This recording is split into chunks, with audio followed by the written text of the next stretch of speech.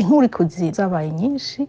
Aha twovuga inkurikizi ku vyerekeye amagara y'abahohotewe, ibikomere ihohoterwa abo bantu babayemwo uno munsi vyatumye bagira ubumuga babayemwo gushika n'izi saha. Hariho n'abandi bagize ibibazo vyo mu mutwe, uno munsi ugasanga n'abantu bagenda n'ubwoba, abantu usanga badatekaniwe mu bikorwa vyose bama bariko barakora. Ikindi naco nuko uko guhohotera abarundi vyateye ingaruka niniya mu mibano, mu miryango, kubera ko twabonye cane gose yuko kenshi uwahohotewe usanga mu miryango atakigwa, ugasanga bitera ingorane nyinshi mu miryango. Hariho n'ingaruka ku vyerekeye politike, kuko novuga ko kwizera inzego z'Uburundi uno munsi ku Barundi bigoye, kubera ko iryo hohoterwa ryakozwe na cane cane n'abakozi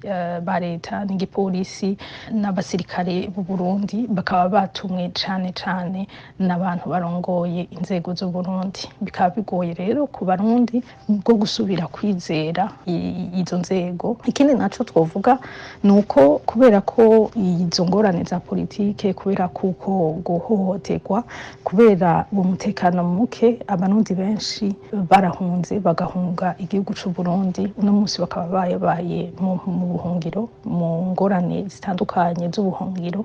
Ikindi naco umuntu yoherezako ni ukudahana ayo mabi vyibonekeza uno munsi, ugasanga ababikoze ivyaba abo basirikare, yaba abapolisi, yaba batumye ayo mabi aba, ata n'umwe ubutungane bufashe ngo buhane. Ivyo navyo bikabandanya bituma ayo mabi akomezwa gukorwa, ata muntu n'umwe ashobora kwiyumvira yuko uno munsi amabi abandanya kandi atariko arahanwa. Igihugu c'Uburundi cari gifise abajejwe ubutungane. Umuntu yoshikiriza yuko hageze yuko hafata ingingo kugira ngo vy'ukuri ayo mabi akorerwa Abarundi, ayo mabi yo guhohotera Abarundi ahebwa, mu gufata ingingo mpasha zo guhana no gufasha abo bantu bose bahohoteye. Ivyo rero bikazoboneka habaye ugushaka kw'abanyepolitike b'Abarundi, amashirahamwe adahananira ivyicaro vya politike, hamwe